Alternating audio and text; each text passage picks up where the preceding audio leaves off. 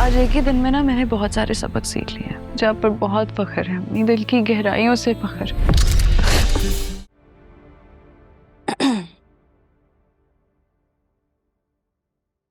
Thanks कहने आई हो?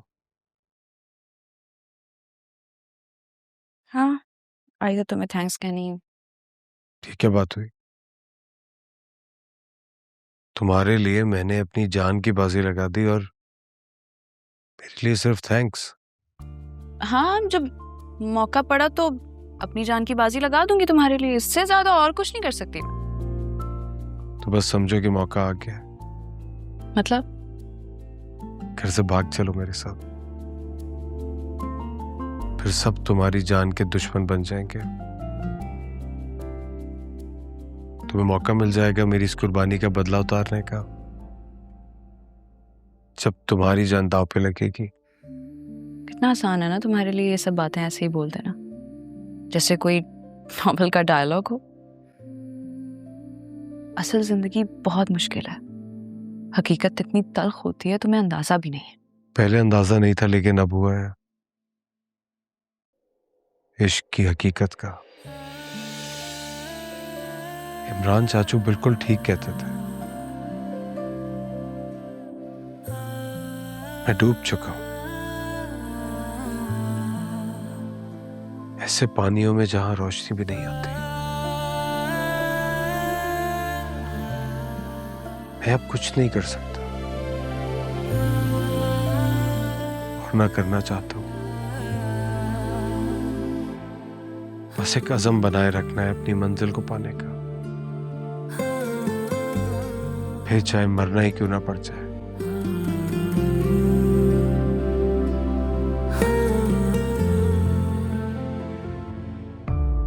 अगर यही सलूक करना था मेरे साथ तो फिर मुझे मरने ही देते।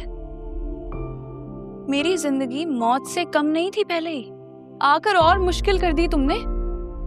आई तो तुम्हें थैंक्स कहने के लिए थी, लेकिन मुझे लग रहा है कि तुम्हें मुझे मरने ही देना चाहिए था।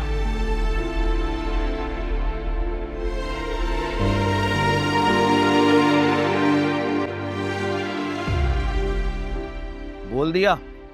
क्या? थैंक्स थैंक्स बोलने आई थी ना तुम मेरे को यहाँ? बोल दिया। तो फिर उसने क्या कहा जवाब में? चाचू चलें प्लीज। हाँ हाँ चलते हैं, पहले बताओ जवाब में क्या कहा उसने? मैं कह रही हूँ ना चलें आप। लगता है कोई अच्छी बात नहीं कही उसने। चाचू चलें।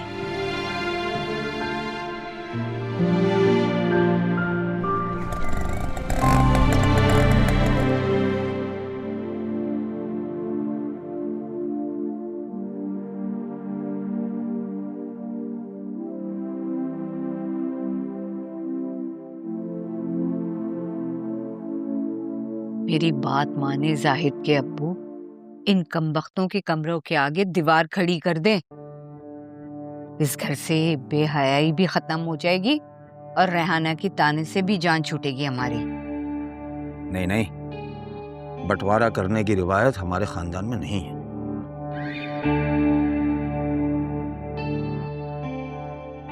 तो ये रेहाना ने नया काम पकड़ा है, लोग क्या कहेंगे? हाँ, कि ये भीख मंगन हो गई अगली। इमरान से भी हमारी जान छूटेगी और उसका तख्त पोश भी जो है ना दीवार के परे जाएगा। ये क्या ताका जाकी कर रहा है मेरे बैठे हुए, इसकी ये हिम्मत। तायाजान, तायाजान, क्या ताका जाकी कर रहा है तू भाई? ताका जाकी और मैं, वो तो मैं क्या मैं तो मैं क्या मैं एक सा देख रहा हूँ, तू कभी इधर चक्कर लगा रहा है कभी उधर चक्कर लगा रहा है।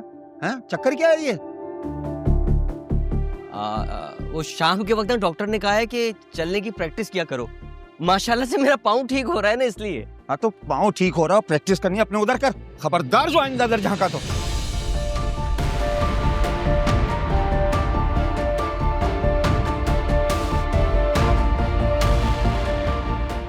प्रैक्टिस करने जा रहा हूँ।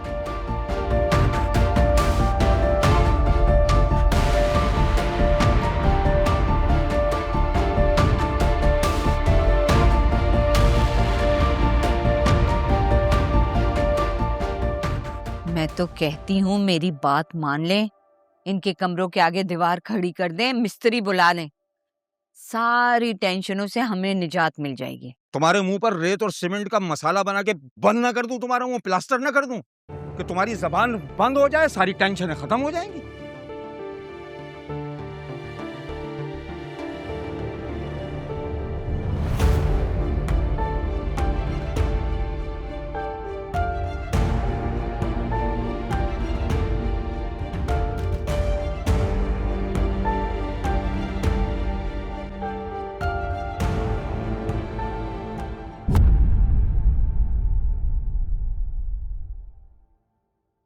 बताओ ना, कैसी तबीयत है अब उसकी? कितनी बार बताऊं? ठीक है, चल सकता है, बात भी कर सकता है। ये क्या बात हुई? इतनी सी बात से क्या मेरी तसल्ली हो जाएगी? ठीक से बताओ ना, कैसा है वो?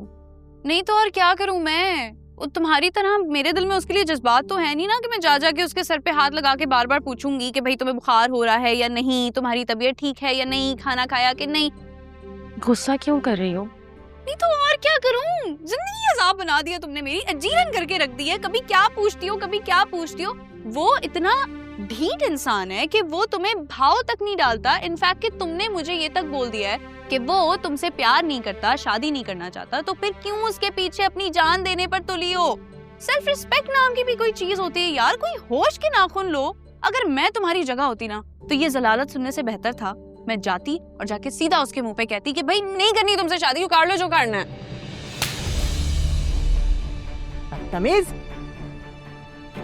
एक थप्पड़ पड़ा है तो आंखें निकल आई हैं। जितनी तुमने इसको बातें सुनाई है ना, ऐसे कई थप्पड़ इसके दिल पर पड़े होंगे।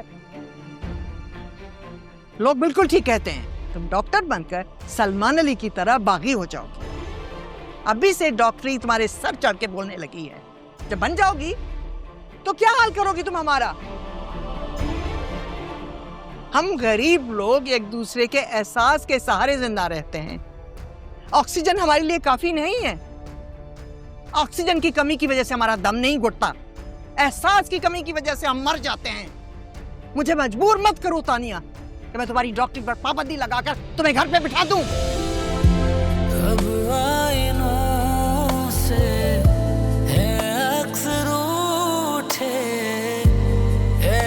तुझे क्या बताएं, मेरी हर सांस में अब जख्म भर गए हैं, जो मेरे ख्वाब थे मुझ में बिखर। आप परेशान ना हो, सब ठीक हो जाएगा। इमरान, तुम्हारा ही ये रचाया हुआ खेल है। अब तुम ही झूठी तसल्लियां दे रहे हो।